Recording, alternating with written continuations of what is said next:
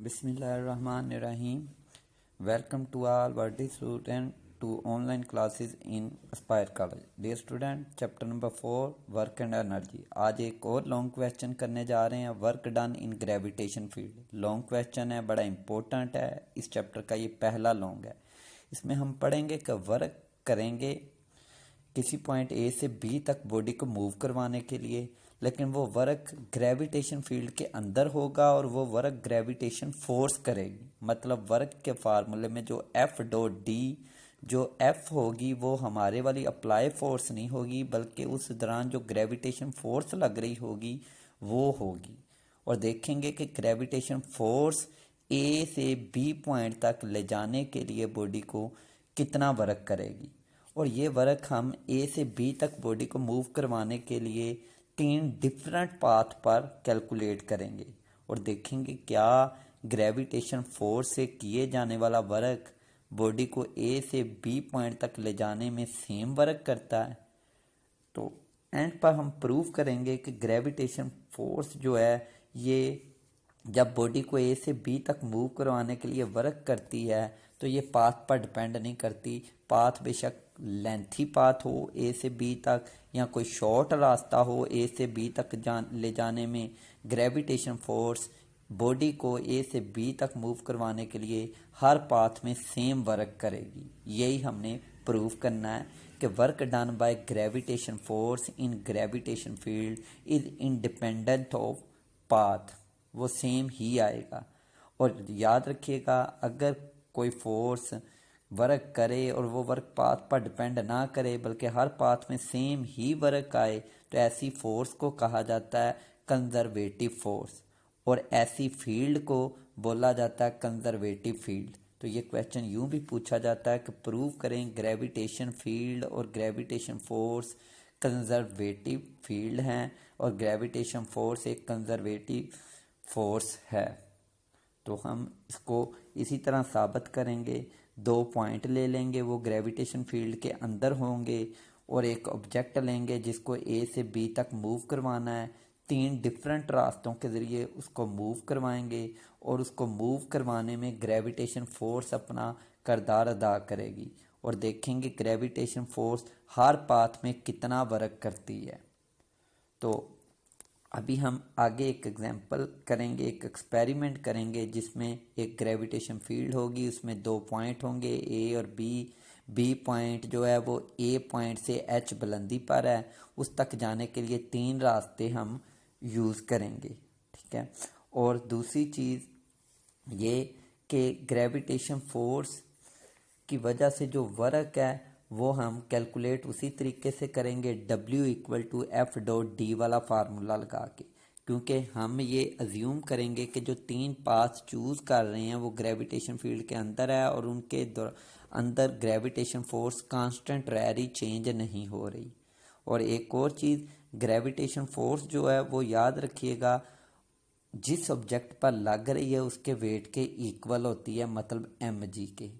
वैसे gravitation force का Newton ने जो फार्मूला दिया है वो है F यानी ग्रेविटेशन फोर्स इक्वल है capital G m1 m2 over r square. लेकिन इधर ये भी क्लियर कर दें कि ग्रेविटेशन फोर्स जिस ऑब्जेक्ट पर लग रही होती है उसके वेट के इक्वल होती है, यानी gravitation force equal to mg। इधर हम ग्रेविटेशन का फार्मूला वेट वाला यूज़ करेंगे, यानी ग्रेविटेशन फोर्स इक्वल है mg।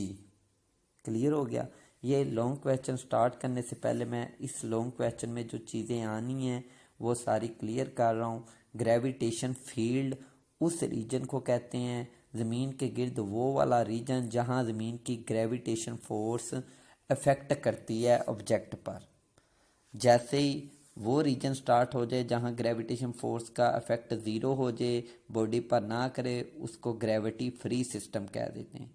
तो सबसे पहले ग्रेविटेशन फील्ड की डेफिनेशन है space around the earth in which it's gravitational force act on the body is called gravitational field. Clear हो गया। अब डियर स्टूडेंट्स अपने टॉपिक की तरफ चलते हैं कि हम ग्रेविटेशन फील्ड के अंदर एक ऑब्जेक्ट ले रहे हैं जिसका मास m है और 2 पॉइंट ले रहे हैं, एक पॉइंट A और दूसरा है B। ये दोनों ग्रेविटेशन फील्ड के अंदर हैं। ए से बी तक हमने अपने इस बॉडी को जिसका मास m में मूव करवाना है और 3 डिफरेंट रास्तों के ज़रिए मूव करवाएंगे। और मूव कौन करेगा? ग्रेविटेशन फोर्स मूव करवाएगी। वैसे उस बॉडी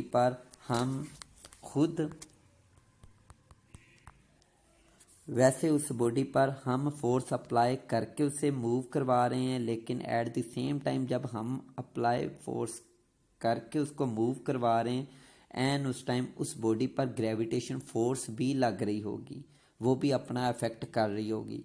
तो हमने अप्लाइड फोर्स की वजह से वर्क नहीं देखना, हमने ये देखना है कि ग्रेविटेशन फोर्स उस दौरान कितना वर्क कर रही है। तो वर्क के फार्मूला में F.D में हम जो फोर्स पुट करेंगे वो ग्रेविटेशन फोर्स वाली करेंगे, और ग्रेविटेशन की फोर्स हम उस बॉडी के वेट से निकाला करेंगे। हमें पता ग्रेविटेशन फोर्स जिस बॉडी पर लग रही उसके वेट के इक्वल होती है, तो हम ग्रेविटेशन फोर्स की जगह पर mg पुट किया करेंगे।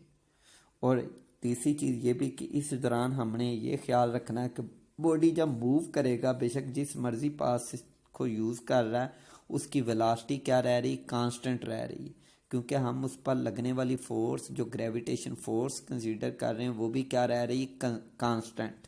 तो इसलिए फोर्स वेलोसिटी भी क्या रहेगी? यूनिफॉर्म। क्लियर हो गया? अब आगे हम इसी चीज़ को जो मैंने सारा समझाया है, इसी चीज़ को डायग्राम की मदद से देखेंगे। और डायग्राम के लिए हमने क्या किया, एक पोर्शन ले लिया, एक रीजन ले लिया जो ग्रेविटेशन फील्ड को शो करेगा, और उसके अंदर 2 पॉइंट ए और बी। ए पॉइंट लोअर सतह पर है और बी पॉइंट उससे एच बुलंदी पर होगा, यानी वो कुछ बुलंदी एच पर होगा। और उस तक पहुंचने के लिए 3 रास्ते इस्तेमाल करेंगे। 3 पाथ में से 2 पाथ आप देख रहे होंगे कि एक जैसे हैं, और एक पाथ जो कि शॉर्टकट आपको बाहर नज़र आ रहा होगा वो थर्ड पार्ट है हमारा, ठीक है। और जो 2 पाथ हैं वो आप देखेंगे कि वो आगे 2 हिस्सों में डिवाइड हैं। क्लियर हो गया? तो इसको अभी देखते हैं कि ये कैसे है और वर्क कैसे निकालेंगे। वर्क का फार्मूला याद रखिएगा, वही बेसिक फार्मूला लगेगा, W=F.D। उस F.D को जब ओपन करेंगे तो FD cos थीटा बना करेगा, और F की जगह हमें हर बार हम ग्रेविटेशन फोर्स, और ग्रेविटेशन फोर्स की जगह हम mg पुट किया करेंगे। तो ये आपके सामने फिगर दिखाई है जी। पहला पाथ है ADB, यानी बॉडी A से D पर जाएगा, D से B तक।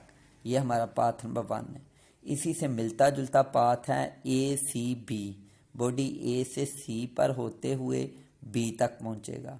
और थर्ड पार्ट है अंदर से शॉर्टकट A से B डायरेक्ट। अब बाहर पूछा जाए किस पाथ में वर्क शॉर्ट करना पड़ेगा, तो फ़ौरन ज़हन में आता कि A से B, ये जो पाथ नंबर 3 है, इस पर जो वर्क करेंगे बहुत कम करना पड़ेगा और बॉडी B तक पहुंचेगा। ये बात अप्लाई फोर्स के लिए तो ठीक है, यानी जो फोर्स हम खुद अप्लाई कर रहे हैं उसकी वजह से अगर वर्क देख रहे हैं तो वाकई पाथ नंबर 3 में हमें कम वर्क करना पड़ेगा। लेकिन हम जो वर्क कैलकुलेट करने जा रहे हैं वो ग्रेविटेशन फोर्स की वजह से करने जा रहे हैं। वो हम एट द एंड देखेंगे कि तीनों पाथ में, पाथ 1, पाथ 2, पाथ 3, तीनों में ग्रेविटेशन फोर्स एक जैसा वर्क करेगी, पाथ को मद्देनज़र रखे बगैर। तो हम सबसे पहले वर्क निकालेंगे, work done along path ADB। अब याद रखिएगा ADB में और ACB में दोनों में एक तरीके से वर्क निकालेंगे, यानी हम अपने पाथ को 2 हिस्सों में डिवाइड कर लेंगे। तो ADB का वर्क निकालना है तो 2 वर्क पहले बनाऊंगा, वर्क A से D तक, फिर वर्क D से B तक। इन दोनों वर्क को ऐड कर दूंगा तो ये वर्क आ जाएगा वर्क ADB। इसी तरह जब ACB का निकालूंगा तो पहले निकालूंगा A से C तक, फिर C से B तक, दोनों को ऐड कर दूंगा, वो आ जाएगा वर्क ACB। एक और चीज़ कि जैसा वर्क A से D तक निकलेगा वैसा ही पाथ नंबर 2 में C से B तक का निकलेगा, और जैसा वर्क पाथ नंबर 1 में D से B तक निकलेगा वैसा ही A से C तक, क्योंकि दोनों पाथ सेम है। तो मैं चाहता हूँ पहले वर्क ADB 2 हिस्सों में स्प्लिट किया, वर्क AD, पहले वर्क AD में जब बॉडी मूव कर रहा है तो मैं देख रहा हूँ बॉडी आगे को मूव कर रहा है, मतलब डिस्प्लेसमेंट हॉरिजेंटली आगे को कवर हो रहा है। और जबकि ग्रेविटेशन सबको पता है हमेशा डाउनवर्ड लगती है, ग्रेविटेशन फोर्स डाउनवर्ड लगेगी। अब मैं ग्रेविटेशन फोर्स और डिस्प्लेसमेंट के दरमियान एंगल देखूँ तो वो 90 का बनेगा, क्योंकि बॉडी आगे को मूव कर रहा है, ग्रेविटेशन फोर्स नीचे को, एंगल 90 का। हमें वर्क निकालते वक्त तीन चीज़ें चाहिए, फोर्स, डिस्प्लेसमेंट और एंगल। तो जी इधर फोर्स लग रही, ग्रेविटेशन फोर्स वो mg के इक्वल है, डिस्प्लेसमेंट आगे को कवर हो रहा है और एंगल 90 का बन रहा है। सिमिलरली इस पाथ में जो जब बॉडी आपका db पर पहुंचा होगा, db वाले पोर्शन पर पहुंचा होगा, उस वक्त अगेन तीन चीज़ें देखते हैं, ग्रेविटेशन फोर्स, फिर नीचे को, वो हमेशा नीचे को एक्ट करती है क्योंकि ज़मीन ने लगानी है तो डाउनवर्ड लगाएगी। अब जो डी कवर हो रहा है वो अपवर्ड कवर हो रहा है, तो डी अपवर्ड और ग्रेविटेशन फोर्स नीचे को, तो एंगल 180 बनेगा, 180। ठीक है, तो इस दौरान पाथ नंबर 1 का जो दूसरा पोर्शन है डी बी, इसमें ग्रेविटेशन फोर्स फिर mg के इक्वल, डी जो लूँगा वो h लूँगा क्योंकि अपवर्ड कवर हो रहा है हाइट, और एंगल 180। तो यूँ मैंने पाथ 1 का AD पोर्शन की भी तीनों चीज़ें निकाल ली, gravitation force, displacement, angle. Main चीज़ है एंगल देखना। पाथ नंबर 1 का ही दूसरा पोर्शन DB, इसमें भी मैंने देख लिया कि जो ग्रेविटेशन फोर्स है वो mg नीचे को, डिस्प्लेसमेंट जो वो h के इक्वल है वो ऊपर को, और एंगल जो बनेगा वो 180। अगले स्टेप में मैं ये वैल्यू पुट कर दूंगा तो मेरे पास दोनों पोर्शन के वर्क आ जाएंगे, दोनों को जमा करूंगा तो ये पूरे पाथ का वर्क निकल आएगा। मैं इधर ही देखता हूँ कि पाथ नंबर 2 का भी इसी तरह निकल आएगा, लेकिन उसकी तरफ जाने से पहले इसको निकाल लेते हैं। तो ये देखिएगा वर्क निकाला पहले AD पोर्शन का, W equal to F dot D, F की जगह आ गया ग्रेविटेशन फोर्स, डी नीचे आ गया कोज, एंगल जनाबे अली 90 का, कोज 90 ज़ीरो होता है, ये सारा ही ज़ीरो हो गया। पहले पाथ का दूसरा पोर्शन था DB, उसमें आप देख रहे हैं एफ डॉट डी लगाया, एफ की जगह ग्रेविटेशन फोर्स, डी की जगह हाइट क्योंकि ऊपर को कवर हो रहा है डिस्प्लेसमेंट, कोस थीटा, थीटा की जगह 180, कोस 180 होता है -1 के, तो ये बन गया -mgh। अगले स्टेप में आप देखोगे इन दोनों पोर्शन का वर्क AD और वर्क DB जमा कर देंगे। वर्क AD जो है वो 0 है, वर्क DB जो है वो -mgh है। दोनों को जब जमा करूंगा तो टोटल वर्क मेरे पास -mgh आ जाएगा।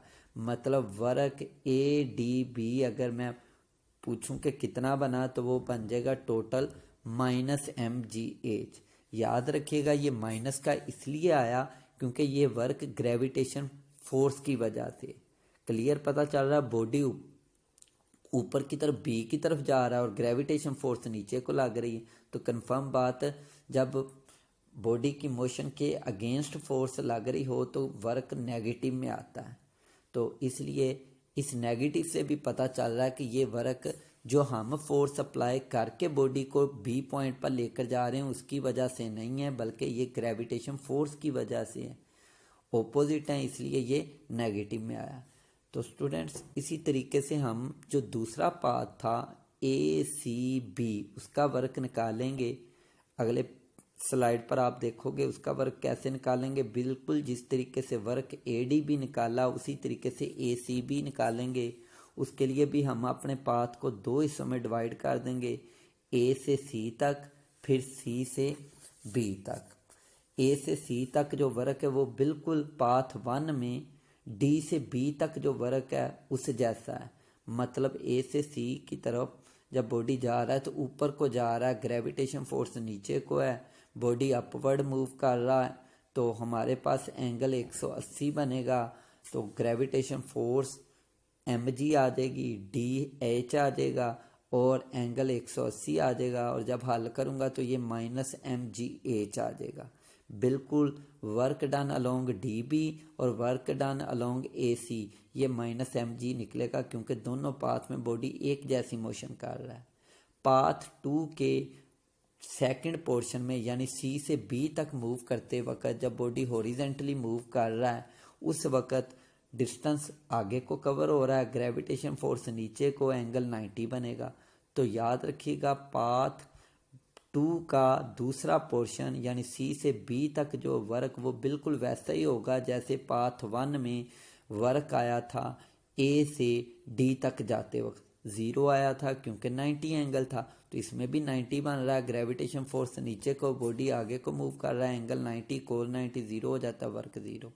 तो पाथ 2 में भी जो टोटल वर्क निकलेगा वो याद रखिएगा सी बी पोर्शन में 0 है, ए से सी तक जो है वो -mg है। टोटल जब करूँगा दोनों पार्ट का ऐड अप करूँगा तो ये बन जाएगा -mgh। तो पता चला work done along A D B वो भी -mgh है, उसे 1 कह दिया मैंने, और वर्क डन अलोंग ए सी बी वो भी -mgh एक जैसा ही आया, उसे इक्वेशन नंबर 2 कह दूंगा। तो अभी तक मैंने 2 पाथ का वर्क बताया और वो 2 पाथ बाज़ाहिर देखने में एक जैसे थे, उनमें वर्क जो ग्रेविटेशन फोर्स ने किया वो बिल्कुल एक जैसा है। ठीक है, अब इधर मैं आपको दिखा भी दूं वर्क टोटल जो किया, ये पाथ ए डी बी का है, उसमें आप देख रहे हो -mgh है, यानी ए डी का 0 निकला था और डी बी का -mgh, टोटल आ गया था -mgh। इसी तरह work done along path A C B मैंने सारा बता दिया है, इसको भी 2 हिस्सों में आप डिवाइड कर लोगे। मैं ज़रा इसको फास्ट मूव करवा दूंगा ताकि ये सारी चीज़ मैं पहले बता चुका हूँ कि ए सी बी में जब आपने निकालना तो ये भी पहले क्या करोगे, पहले ए से सी तक का निकालोगे, फिर सी से बी तक का, दोनों को ऐड अप कर दोगे। ए से सी तक का वो -mgh निकलेगा, सी से बी तक जो है वो 0 निकलेगा क्योंकि दोनों ग्रेविटेशन फोर्स यानी वेट बॉडी का और डिस्प्लेसमेंट आपस में परपेंडिकुलर हैं। हम ग्रेविटेशन फोर्स और डिस्प्लेसमेंट कह सकते हैं कि परपेंडिकुलर है, या डायरेक्ट यूं भी कह सकते हैं कि बॉडी का वेट और डिस्प्लेसमेंट आपस में परपेंडिकुलर है, क्योंकि वेट भी ग्रेविटेशन फोर्स के इक्वली होता है। तो वेट और डिस्प्लेसमेंट एक दूसरे के परपेंडिकुलर हैं, इसलिए वर्क क्या होगा, 0 होगा। जब दोनों पाथ का, दोनों पोर्शन का वर्क ऐड करता हूँ तो मेरे पास टोटल वर्क अलोंग ए सी बी वो अगेन -mgh बन जाएगा। उसे अगली स्लाइड पर आप देखोगे इक्वेशन नंबर 2 कह दूंगा मैं। असल चीज़ आ जाती तीसरा पाथ जो कि डायरेक्ट बाज़ाहिर देखने में शॉर्टकट है ए से बी तक, और वो इन पहले दोनों पाथ से आपको थोड़ा डिफरेंट भी दिखाई देगा, यानी वो स्ट्रेट नहीं, वो कर्व पाथ है। इसका वर्क देखने में यूं लगेगा कि इसमें वर्क जो होगा वो बड़ा कम होगा, अप्लाइड फोर्स जो हम लगा रहे हैं उसकी वजह से तो कम होगा, लेकिन ग्रेविटेशन फोर्स से इस पाथ में भी सेम ही आएगा। इस पाथ का वर्क यानी ये जो कर्व पोर्शन है इसमें वर्क आपने निकालना है, तो इसमें मैं अपने इस सारे पाथ को ए से बी तक जो कर्व शक्ल में है इसको डिवाइड कर लूँगा हॉरिजेंटल और वर्टिकल स्टेप्स में, यानी स्टेयर्स बना दूंगा। स्टेयर्स बनाऊंगा तो मेरा ये सारा पाथ हॉरिजेंटल वर्टिकल स्टेप्स में कन्वर्ट हो जाएगा।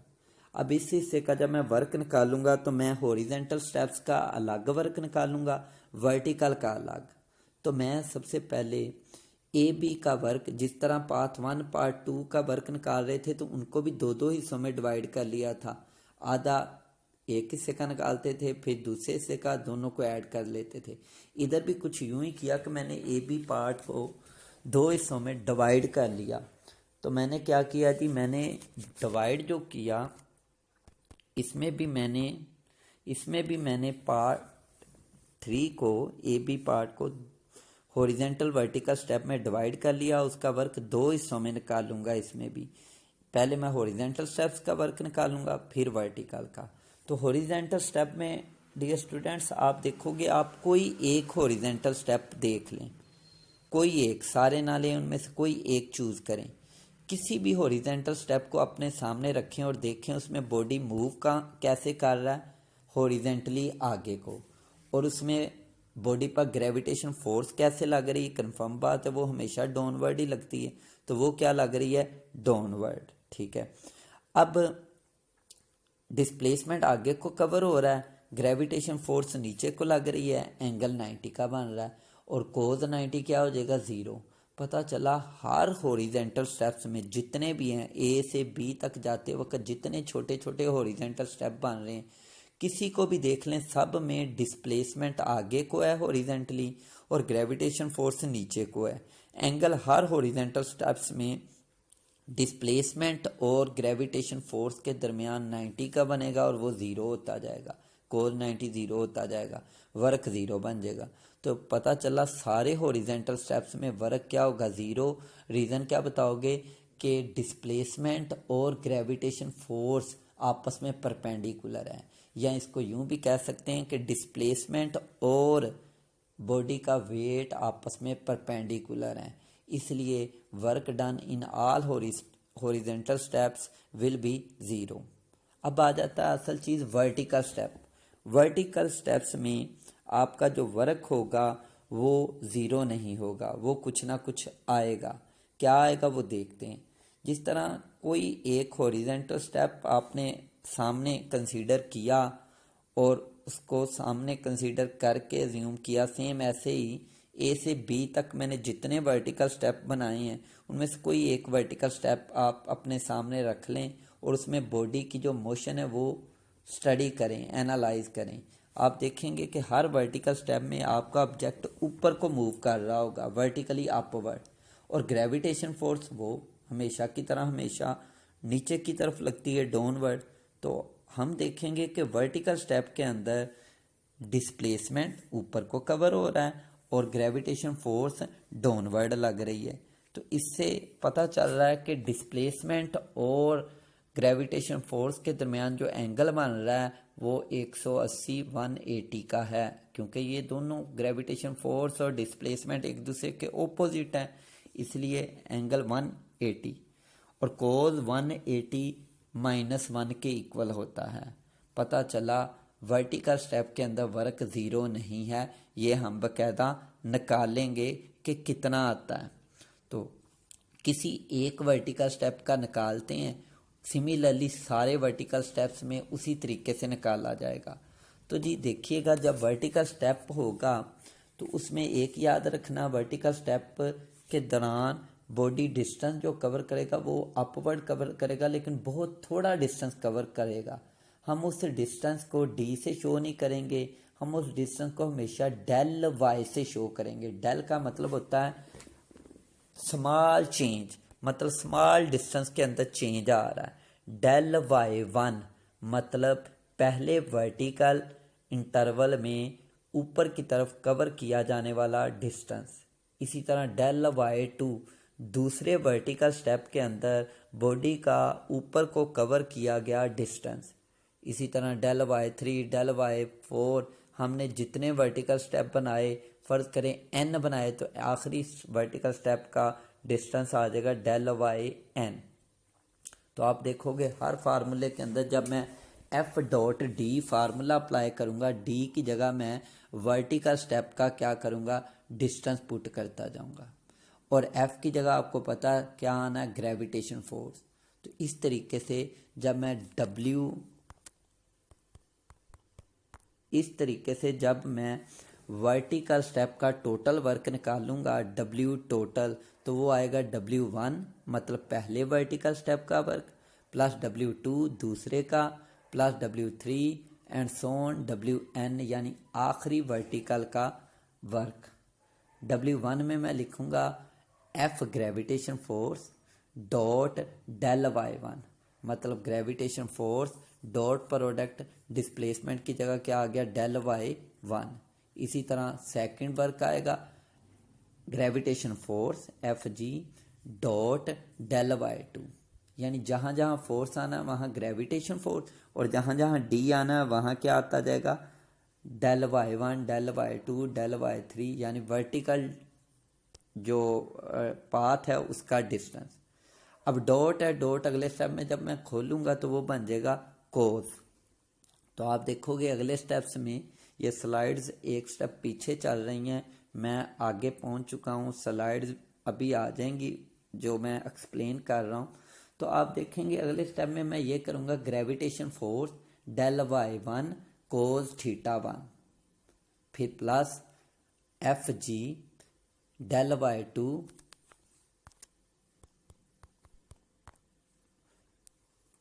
F G del Y two cos theta two. इसी तरह तीसरे स्टेप वर्टिकल स्टेप का वर्क आएगा F G del Y three cos theta three. आप देखेंगे कि एफ जी के साथ नंबर नहीं डाल रहा, F G one F G two नहीं लिख रहा, क्योंकि सारे वर्टिकल स्टेप्स में ग्रेविटेशन फोर्स सेम रह रही। इसी तरह cos theta one cos theta two cos theta three, ये भी आपको 1 2 3 के साथ लिखने की जरूरत नहीं, इनको भी सेम लिख सकते हैं, cos theta cos theta cos theta. उससे अगले स्टेप में मैं देख रहा हूँ, मैंने सारे कोस थीटा में 180 एंगल पुट कर दिया, क्योंकि मुझे पता है कि हर वर्टिकल स्टेप में एंगल 180 रह रहा है, क्योंकि बॉडी हर वर्टिकल स्टेप में ऊपर को मूव कर रहा है, ग्रेविटेशन फोर्स नीचे को, एंगल 180 बनेगा। तो मैंने अगले स्टेप में सारी जगहों पर थीटा जो वो 180 पुट कर दिया। उससे अगले स्टेप में हम देखेंगे कि सारे कोस 180 का आंसर -1 आता जाएगा, -1 -1 -1। और इससे नेक्स्ट स्टेप में हम क्या करेंगे, सारी जगहों पर जहाँ जहाँ ग्रेविटेशन फोर्स है वो क्या पुट कर दूंगा, mg आ जाएगा, mg सारी जगहों पर ग्रेविटेशन फोर्स लगता जाएगा। अब इसमें हम देखेंगे कि हर पोर्शन में हर वर्क में -1 आ रहा है, वो कॉमन ले लिया जाएगा। हर वर्क में यानी हर इंटरवल के वर्क में mg कॉमन आ रहा है, वो भी बाहर ले लूँगा। mg और -1 सारों में से कॉमन ले लूँगा तो अंदर रह जाएगा del Y one del Y two del Y three del Y four so on del Y N, और बाहर आ जाएगा -mg। अब जी ये सारे वर्टिकल स्टेप्स के जो डिस्टेंस है del Y one del Y two, इनको जब जमा करता हूँ, सारे वर्टिकल स्टेप्स को जब जोड़ता जाता हूँ और इनके डिस्टेंस आपस में ऐड करता जाता हूँ, तो ये टोटल डिस्टेंस कहाँ से कहाँ तक बन जाएगा, ए से बी तक वर्टिकल। और ए से बी तक वर्टिकल हम शुरू पर बता देंगे कि जो बी है ये ए से एच बुलंदी पर है। तो इस तरह ये सारे वर्टिकल आपस में जोड़ दूं तो ये टोटल एच बन जाएगा। तो del Y one del Y two del Y three so on del Y N, सबको ऐड करता हूँ तो ये एच आ जाएगा, इनकी जगह पे एच लिख दूंगा तो फार्मूला बन जाएगा डब्ल्यू वाई यानी वर्टिकल स्टेप्स का वर्क इक्वल है -mgh। अब हम लिखेंगे कि टोटल वर्क जो है डब्ल्यू ए से बी तक वो आएगा W horizontal steps plus W vertical steps. W horizontal steps 0 हो जाएगा और डब्ल्यू वर्टिकल स्टेप्स -mgh। जब जमा करूंगा तो ये भी टोटल कितना आएगा, -mgh। इससे कह दूंगा equation 3। At the end result लिखूंगा तो उसमें बता दूंगा कि तीनों स्टेप्स 1 2 3 में ग्रेविटेशन फोर्स जो वर्क कर रही है बॉडी को ए से बी तक ले जाने में, वो एक जैसा कर रही है और वो आ रहा -mgh। साबित होता है, इससे प्रूव हो जाता है कि ग्रेविटेशन फोर्स से ग्रेविटेशन फील्ड के अंदर किया जाने वाला वर्क वो पाथ पर डिपेंड नहीं करता। पाथ जैसे मर्जी हो, पाथ की लेंथ जितनी मर्जी हो, वर्क क्या रहता है, वर्क की वैल्यू क्या रहती, सेम ही रहती है। और इस तरह साबित होता है कि ग्रेविटेशन फील्ड एक कंजर्वेटिव फील्ड है और इसमें लगने वाली फोर्स यानी ग्रेविटेशन फोर्स एक कंजर्वेटिव फोर्स है। इधर एक पॉइंट क्लियर कर दूं, एक चीज़ होती है ग्रेविटी और एक होता है ग्रेविटेशन फोर्स। ग्रेविटेशन फोर्स होती है कोई भी दो ऑब्जेक्ट के दरमियान पाए जाने वाली फोर्स। न्यूटन ने बताई थी, ये फार्मूला होता है F = capital G m1 m2 over r square. और ग्रेविटी होता है, ये ग्रेविटेशन फोर्स की ही आगे एक टाइप है कि अगर दो ऑब्जेक्ट हैं, उनमें से एक ऑब्जेक्ट अर्थ है और दूसरा कोई भी है, तब इन दो ऑब्जेक्ट में जो ग्रेविटेशन फोर्स पाई जाती है उसका नाम मखसूस कर दिया, उसे कह देते हैं ग्रेविटी, यानी ज़मीन की वजह से ग्रेविटेशन फोर्स। और जब जनरल बोलते हैं तो वो ग्रेविटेशन फोर्स आ जाता है। तो जी ग्रेविटेशन फील्ड और ग्रेविटेशन फोर्स कंजर्वेटिव हैं। तो प्रूफ भी इसी तरह आता है कि साबित करें कि ग्रेविटेशन फील्ड एक कंजर्वेटिव फील्ड है। तो यूं आगे अगली स्लाइड पर हम देखेंगे कि हम पढ़ेंगे दो definition, conservative field, conservative force. इसी तरह non conservative field, non conservative force, उनकी यही डेफिनेशन है। एक ऐसी फील्ड जिसके अंदर किया जाने वाला वर्क डन वो पाथ पर डिपेंड ना करे, उसे कहते हैं कंजर्वेटिव फील्ड। और इस फील्ड में लगने वाली फोर्स को कहते हैं कंजर्वेटिव फोर्स। और ऐसी फील्ड जिसमें किया जाने वाला वर्क पाथ पर डिपेंड करे उसको कह देते हैं नॉन कंजर्वेटिव फील्ड। और उसमें लगने वाली फोर्स नॉन कंजर्वेटिव फोर्स कहलाती है। इनकी एग्जांपल है जी, एमसीक्यूज में आ जाता है। कंजर्वेटिव फील्ड की एग्जांपल अभी हमने साबित किया, ग्रेविटेशन फील्ड एक कंजर्वेटिव फील्ड है। जबकि कोई भी ऐसी जगह जहां फ्रिक्शन का अमल दखल हो, फ्रिक्शन एक्ट कर रही हो, याद रखना वो वाली जगह नॉन कंजर्वेटिव फील्ड कहलाएगी। और वो जो फोर्स है फ्रिक्शन की वजह से, जिसे फ्रिक्शनल फोर्स भी कहते हैं, वो एक नॉन कंजर्वेटिव फोर्स होगी। तो ये डेफिनेशन जब भी आए तो इनके साथ एग्जाम्पल भी मेंशन आपने करनी होती है। इधर जी एक और चीज़ क्लियर कर दें कि यही सवाल इस तरह भी आ जाता है कि कभी भी कोई क्लोज पाथ हो, उसमें किया जाने वाला टोटल वर्क जो है वो ज़ीरो होता है। तो इसी एग्जाम्पल को हम ये चीज़ प्रूव करने के लिए भी कर सकते हैं कि work done in close path is always zero. तो मैं यही ग्रेविटेशन फील्ड वाला ही ले लूँ एग्जाम्पल। तो इसमें मैं देख रहा हूँ कि डायग्राम आप अपने सामने ले आएँ या ट्रेस कर लें कॉपी पर, यही जो हमने बनाई थी कि वर्क जो है ADB, एक ये था पाथ नंबर 1 और दूसरा वर्क था ACB। तीसरा पाथ इग्नोर कर दें कि वो नहीं है, दो पाथ है। ये आप बाहर वाले जो दो पाथ है, पाथ 1 पाथ 2, इनको देखें और इनको मिलाएं तो आपके पास एक क्लोज पाथ बन जाता है। हम इस क्लोज पाथ में टोटल वर्क निकालते हैं, आप देखोगे ज़ीरो आएगा। वो कैसे देखते हैं, अभी हमने वर्क निकाला था पाथ 1 का जिसमें बॉडी मूव करते हुए गया ADB और ये टोटल वर्क निकला था -mgh। बॉडी B पर पहुंच गया, अब B से वापस आना है, BCA, फिर ही क्लोज पाथ होगा ना। क्लोज पाथ का मतलब होता है कि जहां से शुरू करो वहीं पर वापस आओ। तो पहले गया ADB, ये चले गया ऊपर, वर्क आया -mg। अब ऊपर से वापस आना है BCA, ये वापस आ रहा है। इसमें अब वर्क क्या होगा, इसमें वर्क पॉजिटिव mgh होगा। वो कैसे जी, मुझे पता है इस पाथ में, पाथ नंबर 2 में जाते वक्त यानी ACB से जाते वक्त वर्क आया था -mgh, लेकिन वापसी पर क्या आएगा, जब BCA आऊँगा तो वो आ जाएगा पॉजिटिव mgh। तो जब मैं टोटल जमा करूँगा वर्क तो वो ज़ीरो हो जाएगा। कैसे, पाथ ADB का वर्क आया -mgh और BCA वापसी का वर्क वो आएगा +mgh। दोनों जमा करूं तो टोटल क्लोज पाथ के अंदर वर्क क्या आ गया, एक +mgh एक -mgh, वो टोटल बन गया ज़ीरो। तो इस तरह ये प्रूव भी हो जाता है कि work done in close path is zero. तो ये इस चैप्टर का जी लॉन्ग क्वेश्चन है, बड़ा इंपॉर्टेंट लॉन्ग क्वेश्चन है। स्लाइड पर जो चीज़ चल रही है मैं सारा एक्सप्लेन कर चुका हूँ। ये इस वक्त दिखा रहा है total work done in third part that is called work AB। और ये वर्क था हॉरिजेंटल स्टेप का वर्क प्लस वर्टिकल का। हॉरिजेंटल का आप देख रहे हो ज़ीरो है, वर्टिकल का देखो निकला है -mgh।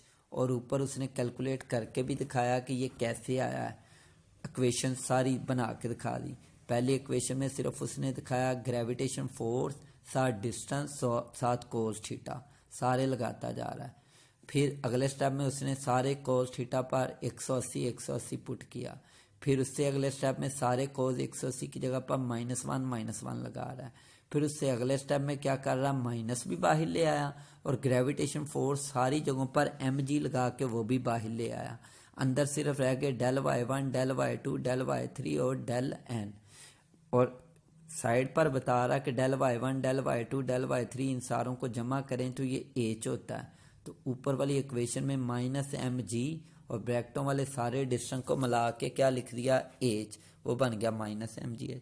एंड पर रिजल्ट भी लिखा है कि 3 इक्वेशन आ गई, तीनों में जो वर्क है वो डिफरेंट पाथ का है और वो क्या आ रहा है, सेम आ रहा है। तो वो कह रहा है क्वेश्चन नंबर 1 2 3 को देखें तो ग्रेविटेशन फील्ड से किया जाने, ग्रेविटेशन फील्ड के अंदर किया जाने वाला वर्क पाथ पर इंडिपेंडेंट है। तो इस तरह ये ग्रेविटेशन फील्ड एक कंजर्वेटिव फील्ड है।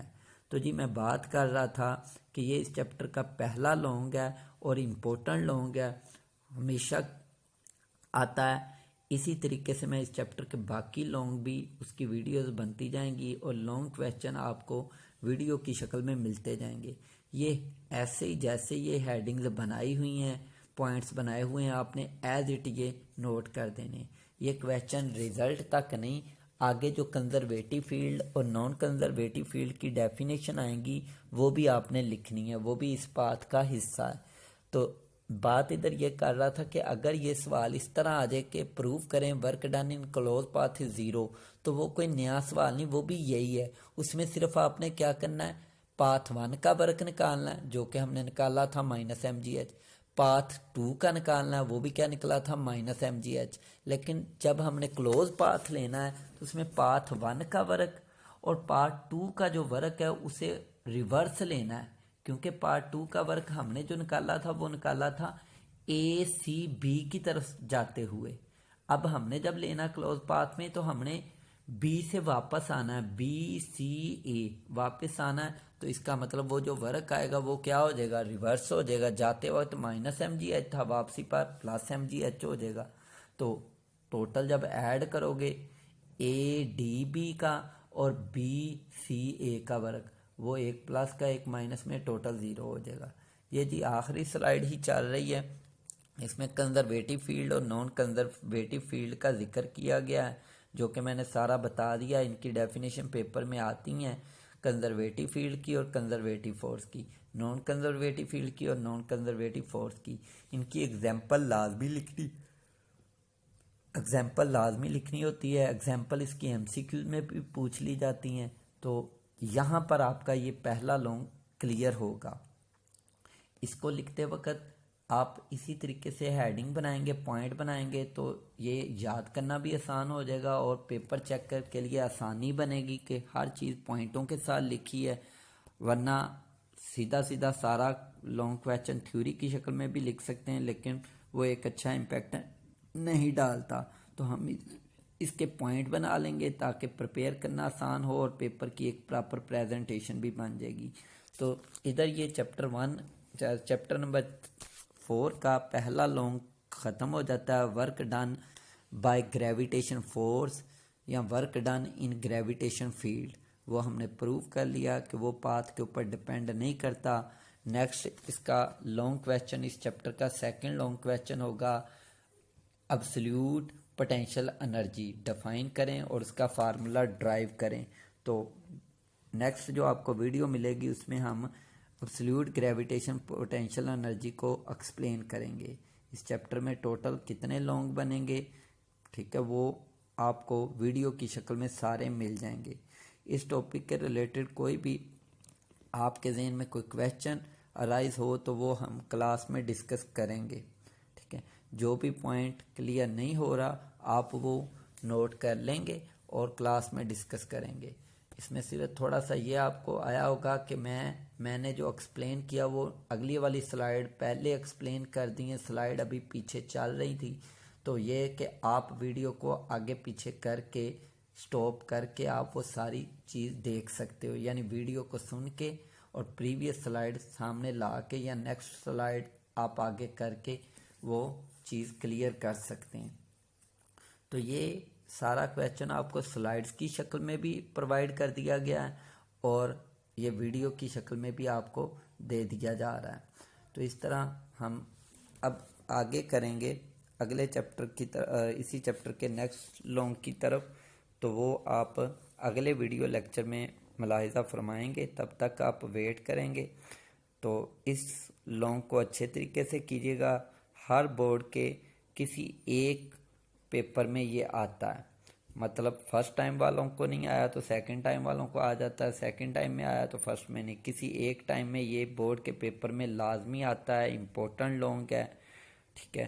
तो इसे आप अच्छे तरीके से प्रिपेयर करें।